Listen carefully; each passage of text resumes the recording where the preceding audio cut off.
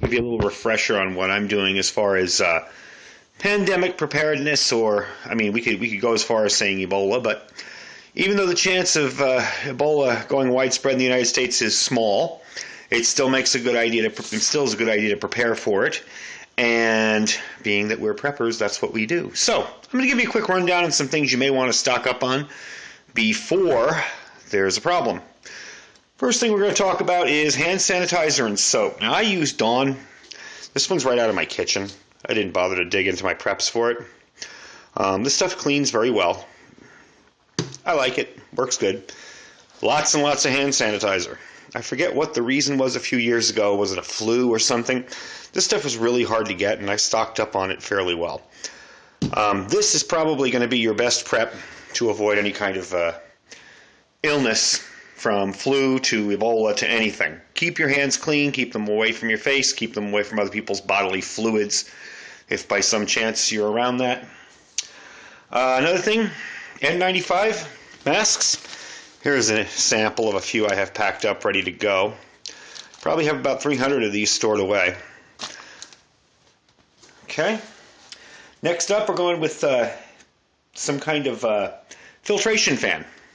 Let's say you're set up in a situation where you need to stay in a room and keep somebody quarantined away from everybody else, or keep yourself quarantined away from something else. What I have here is a fan that I built using an ammo can, believe it or not. It has been sealed. It's been sealed with both a little bit of elastic and a little bit of tape all the way around it. What you're seeing here is the charcoal filter. Inside is another HEPA filter and a small little muffin fan. Now you may look at that and think, God, that's awfully small. That's not going to really move a lot of air. Well, the room I'm doing is one of my extra bathrooms. That would be my isolation room. And what this will do is create a positive pressure. It's a very small little bathroom. We create a positive pressure in there and would force out anything that's in the room to begin with, as well as filter any new air coming in with the filters. I've actually built over here a couple pieces of wood and some 8 mil thick plastic, a door frame that will actually fit into that door. This will fit into the door. It fits right in. You seal around the outside. If you notice, another thing that you should store is tape, duct tape. I prefer the metal electrical tape, aluminum tape, I'm sorry. The aluminum foil tape here, I find that it seals better. You can find this anywhere. It's pretty expensive. And the duct tape is a lot cheaper. And if that's all you can afford, hey, that'll work. But I prefer this stuff. It lasts a lot longer. I made this up about 4 years ago. It's still going strong. And if you notice, I have a little hole cut out at the bottom for this fan right here.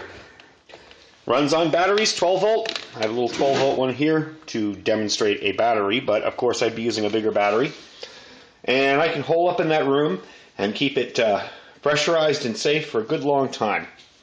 Okay, another thing we don't always talk about is disposal of items. Okay, not everybody's going to run out there and get hazmat bags. Not everybody's going to run out and get body bags. If you want to dispose of any kind of toxic waste, what I use is these right here. This is a compactor bag. It's a lot thicker than your regular trash bag. I would double this up, seal it up, and dispose of it as needed. Another thing you want to invest some money into and get some decent ones are some good gloves. Now I have these out here. They're not sterile. You know, they're my gun working gloves, but I use the same ones inside. They're powder-free, latex-free nitrile gloves, I believe is how you pronounce it. They fit easily on your hand. Good protection. Good way to keep yourself protected from anything else that might be in your environment. Also bleach. Now this is, again, out of my kitchen. This is the one I've been using.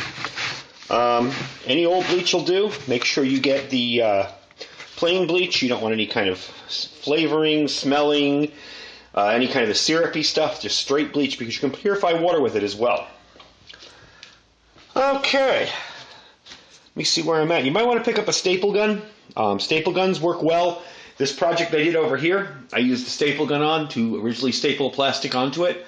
You can actually staple the plastic up into an area and create either a safe room or a decontamination area.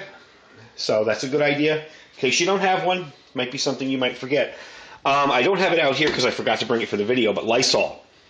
Lots of value in spraying things down with Lysol, keeping things clean in a clean room. where you might be inside, say in a safe room or something. You want to be able to kill off all the nasties before they get there.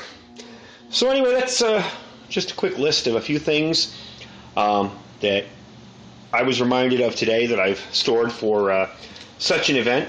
If any of you have anything to add, if any of you are medical professionals, because I am not, and have suggestions, feel free to add them.